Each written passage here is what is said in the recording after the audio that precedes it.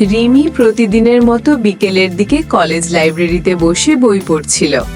বাইরের আকাশে সারাদিনের রোদ যেন হঠাৎ করেই হারিয়ে গেছে। ধীরে ধীরে জমে উঠছে কালো মেঘ। হাওয়া বাড়ছে। জানালার পর্দা দুলে এসে রিমির মুখে চুল ছুঁয়ে গেল।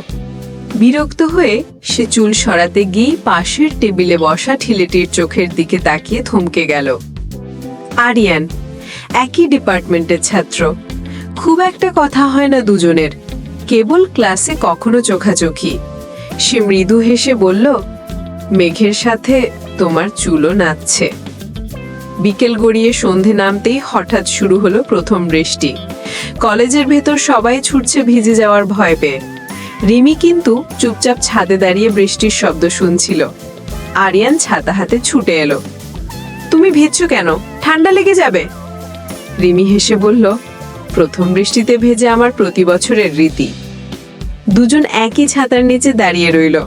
বৃষ্টির ফোঁটাগুলো ছাতার কিনারা বেয়ে গড়িয়ে পড়ছিল, অথচ মনে হচ্ছিল চারপাশে শুধু তাদের দুজনকেই ঘিরে আছে এই ভেজা সন্ধ্যা। শব্দের ভিড়েও নীরবতা কথা বলছিল। কিছুক্ষণ পর বৃষ্টি থেমে গেল। আকাশের কোণে রোদ্দুরের সাথে ফুটে উঠল মৃদু রংধনু। রিমি চুল থেকে জল ঝাড়ছিল। আরিয়ান স্থির চোখে তাকিয়ে রইল তার দিকে।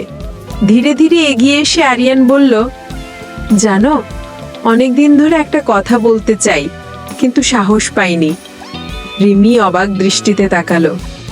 আরিয়ান হালকা কণ্ঠে বলল, তোমাকে না পেলে মনে হয় এই প্রথম বৃষ্টির গন্ধটাই যেন হারিয়ে যাবে। রিমির ঠোঁটে একছিলতে লাজুক হাসি ফুটে উঠল।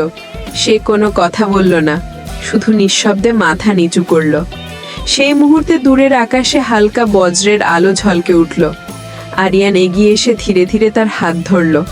প্রথম বৃষ্টির গন্ধে নিঃশব্দ আকাশের নিচে তাদের দুইজনের নতুন গল্পের শুরুটা যেন নিজেই লেখা হয়ে গেল।